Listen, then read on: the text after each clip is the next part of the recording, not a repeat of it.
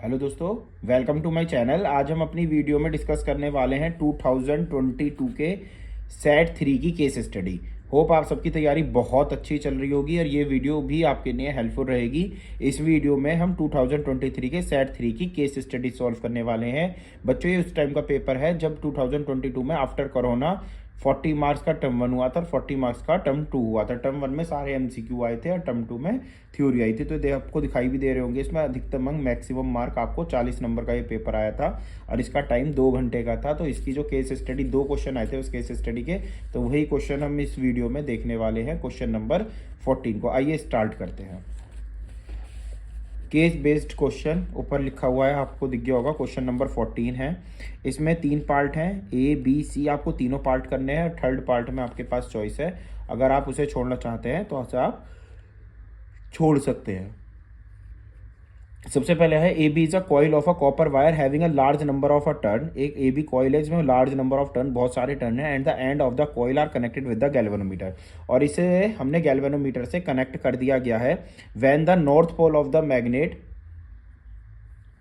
when the north pole of a strong bar magnet is moved outward to B of the coil, when the north pole of a strong magnet is moved toward the end of B, देखो arrow दिखा रखा है, इधर को इसे move करते हैं। The deflection of the observe in a galvanometer, तो गैल्वेनोमीटर में डिफ्लेक्शन देखने को मिलता है।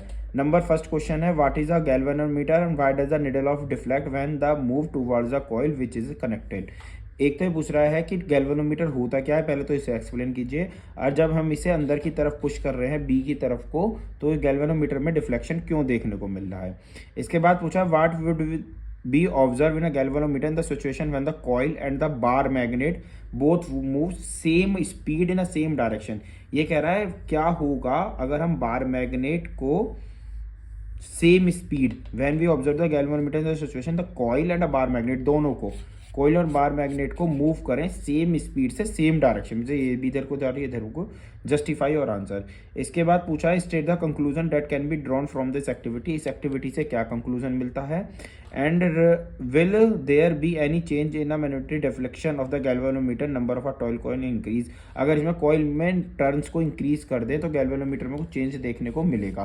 पहले ये 3 क्वेश्चन देखते हैं, इसके बाद और वाला क्वेश्चन देखते हैं। सबसे पहला क्वेश्चन है व्हाट इज अ गैल्वेनोमीटर, तो galvanometer is an instrument that can detect the presence of a current in a circuit.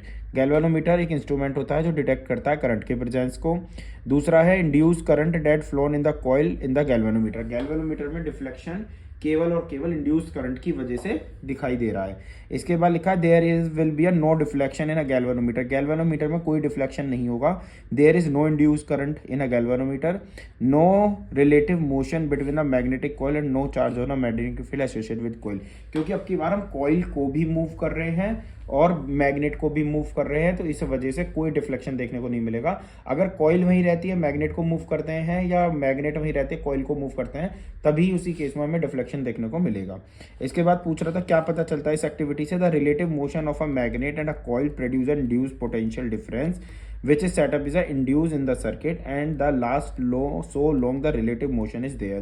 ये कह रहा है रिलेटिव मोशन बहुत टाइम तक चलता रहेगा तो इंड्यूस करंट हमें मिलता रहेगा, यानी जब तक ये मोशन करती रहेगी बार मैग्नेट तब तक हमें इंड्यूस करंट की वैल्यू मिलती रहेगी।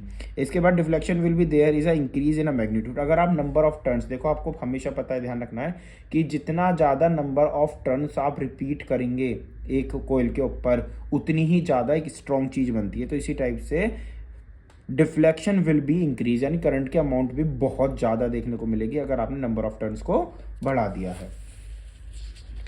इसके बाद इसका लास्ट क्वेश्चन था what is a electromagnetic induction, EMI क्या होता है, and what is the observe the galvanometer when a strong bar magnet in the stationary near the end of a coil a large number of a turn.